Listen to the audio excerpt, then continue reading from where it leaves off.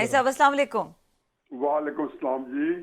अच्छा न्याय साहब, ये बताइए कि जो तमाम तर मामलात चल रहे हैं, कल का दिन जिस तरह से डेवलपमेंट्स हुई और आज अटक जेल में अदालत भी लगी, इस हवाले से सिचुएशन को कैसे देख रहे हैं? ख़ास तौर पे जो मुलाकातें हुई हैं कल बुशरा बीबी की और चेयरमैन पीटीआई की दो बहनों के साथ, कुछ उनकी इंसाइट्स हैं आपके पास?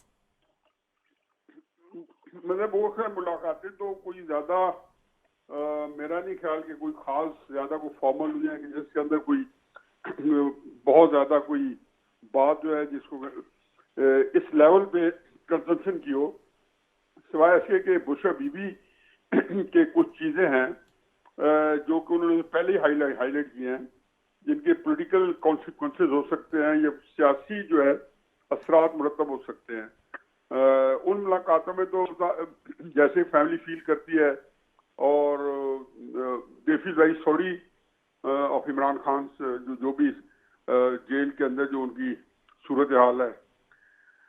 बाकी है कि जी देखें, क्राइसिस है कि अभी काज साहब जो है एक किस लिहाज से एक जो जो कुछ फरमा रहे हैं, मैं उसमें थोड़ा सा ऐड करूंगा कि पिछले 1.5 साल से कमोपेश उसे कुछ तकरीबन 4 हफ्ते ज्यादा ही हैं, जो कुछ भी किया गया है अगर उसका एक जानकारी के साथ एनालिसिस किया जाए तो इसमें इमरान खान साहब की जो मकबूलियत है या पब्लिक फॉलोइंग है उसमें इजाफा हुआ है। जो स्पेस जनरल बाजवा साहब ने फॉर द राइट रीजन और द रॉन्ग रीजन दी है, और उसके बाद जो स्पेस जनरल बाजवा साहब ने जनरल आसिम मुनीर साहब की अंडरमाइन की है जो पहले चंद महीनों में, उसने इमरान खान साहब को बाय डिफॉल्ट कहीं से कहीं पहुंचा दिया। अब मेरा अपना ख्याल है कि इमरान खान साहब के साथ वो कोई भी सलूक करे, कोई भी तरीका इख्तियार करे, मेरी समझ में नहीं आता कि वो इमरान खान साहब को अंडू कैसे कर सकते।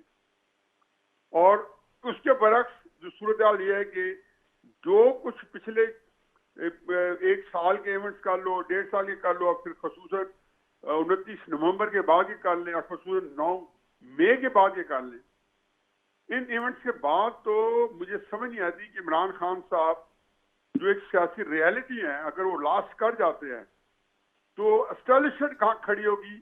ये मेरे लिए बड़ी एक कंचम्भे की बात भी है और एक एक जिसको कहना चाहिए कि आपके लिए एक तजिया करने के लिए या एक इल्मी लिहाज से आप उसको जो एक एकेडमिक जो है वो एक बहस है कि क्या होगी। अच्छा, तो क्वेश्चन और यू जस्ट रेज्ड न्याई साहब, कि वो किस सिचुएशन में होंगे या कैसे ये तमाम सिचुएशन में वो लास्ट करेंगे, उससे पहले सवाल बुनियादी ये उठता है कि क्या लगता है कि वो किसी भी सिचुएशन में एक्टिव पॉलिटिक्स में नजर आएंगे आने वाले दिनों में, जिस तरह के मामलात चल रहे हैं उनके तनाजुर में?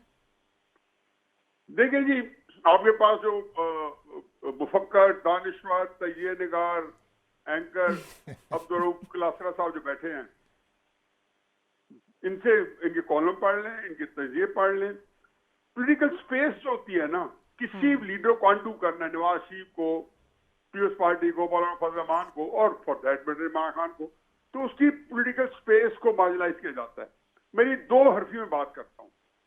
एक सियासतदान के साथ खूनी, जिसको कहना चाहिए कि झगड़ा करके ना कोई एग्जिस्ट कर सकता है हर तरह के, किसी की पॉलिंग ज्यादा हुई किसी कम, लेकिन इदारे जो है ना, जो 2 इदारे मैं कहता हूँ, जब इदारे कहता हूँ, एक हमारे एस्टेब्लिशमेंट और दूसरी सुप्रीम कोर्ट, वो हम अब लोगों के अंदर किसी डिवीजन के साथ जो है आगे नहीं चल सकते।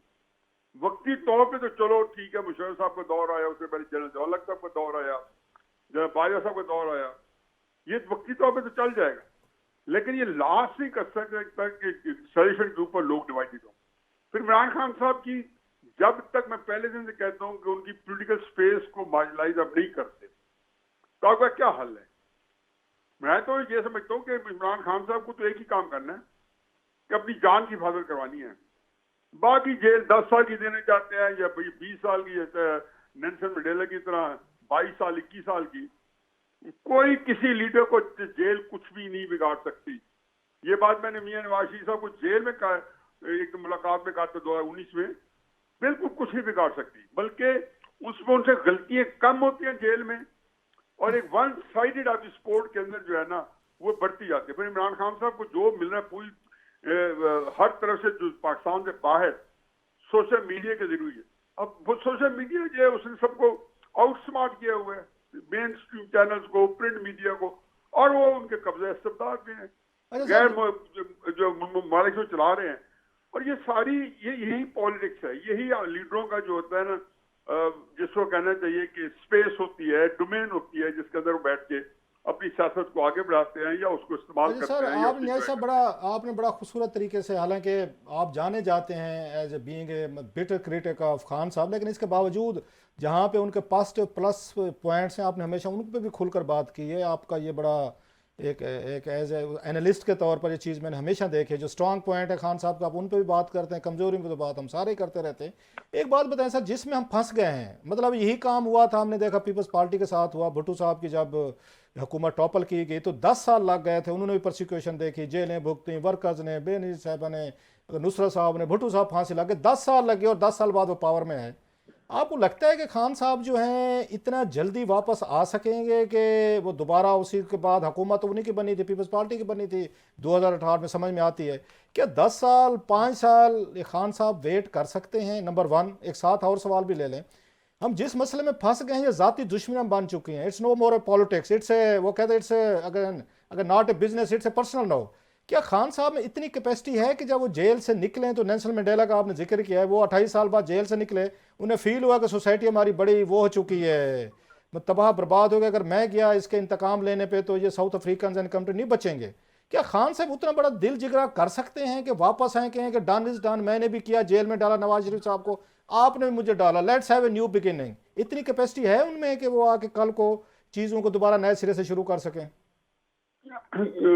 कराची साहब, जो आपने बड़ी खूब जबरदस्त इस चीजों को आपने जो है सम अप किया है, बहुत सी चीजों को सवाल से ज्यादा अपने तौर पे ये कॉम्प्रिहेंसिव तजिया है।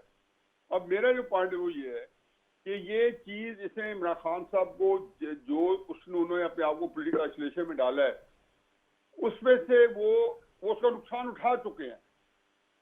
अगर आप ये समझते हैं खान साहब के पास कुछ सारा नफे का सौदा, नहीं, खान साहब के पास नफे और नुकसान दोनों का सौदा है। ये अलग बात है कि नफा उनका जो है नुकसान से कहीं ज्यादा बढ़ चुका है और वो उसमें मार्जिनलाइज हो गया।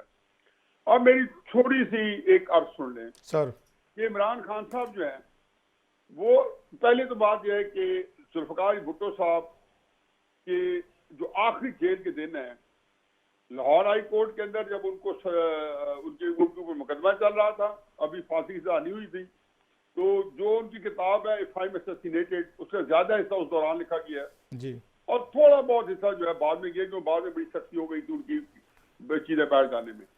लेकिन कल रफीदीन का जो काउंट है ना, last 323 days of Zulfikar Bhutto या जुल्फकार भुट्टो के आखिरी 323 दिन, ये मैंने फॉर सम अदर रीजन दो दफे पढ़ी थी। फिर उसके बाद 10 अप्रैल 2022 के बाद इनको दोबारा पढ़ा है और इनको 9 मई के बाद एक दो फिर पढ़ा।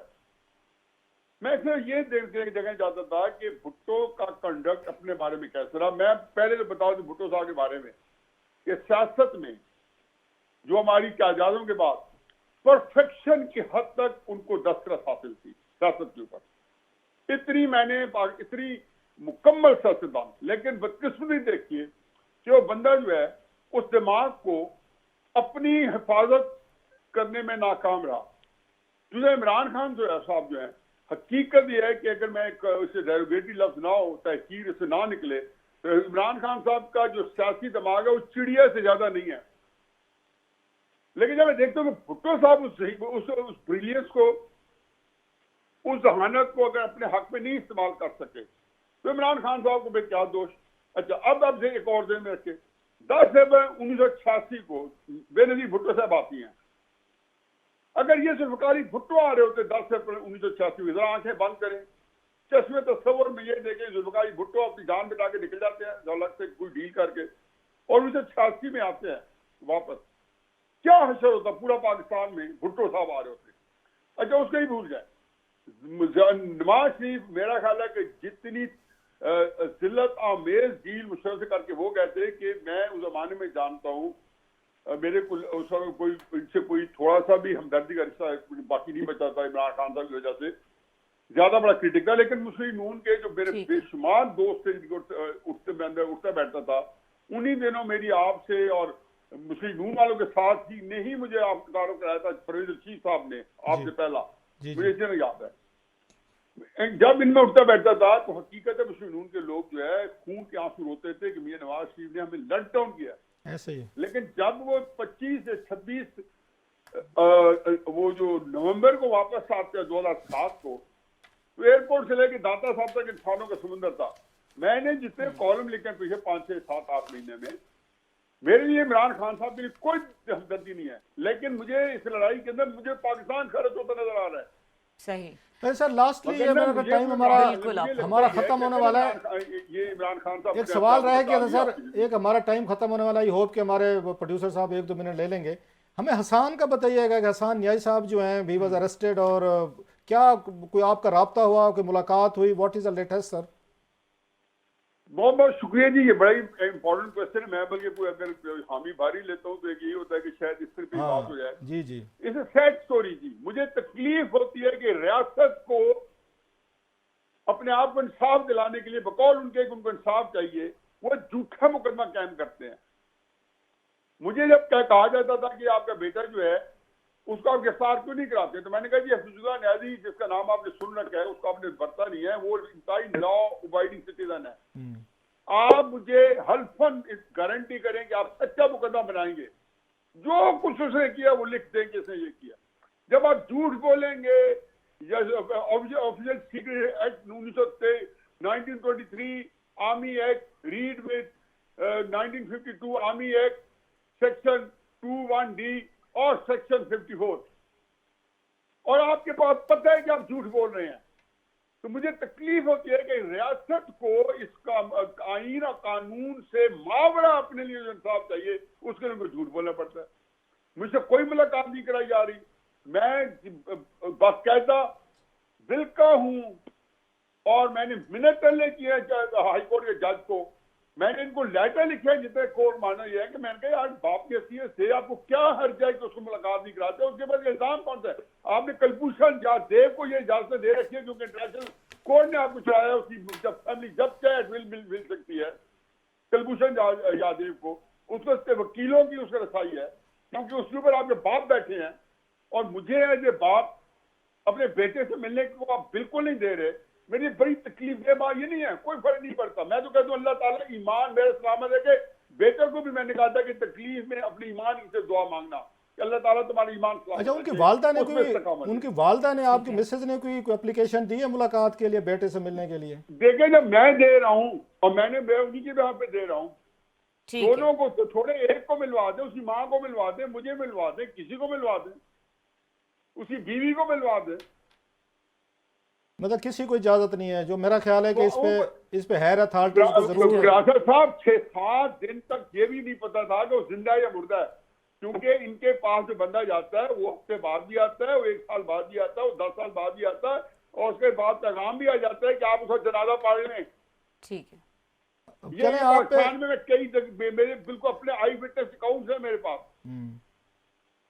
ये मेहरबानी है कि वो अदालत के कहने पर ये कह गए कि ये हमारे पास है, वो ने खुद नहीं कहा, एडवोकेट जनरल ने और प्रोसिक्यूटर जनरल ने कहा जी कि वो कह रहे हैं, ये लेटर दिया उन्होंने कि सानी साहब ने ले लिया, जो सारा झूठ है। मतलब मैं और क्या बताऊं आपको। चलें सर, हम इस पे बात करते रहेंगे और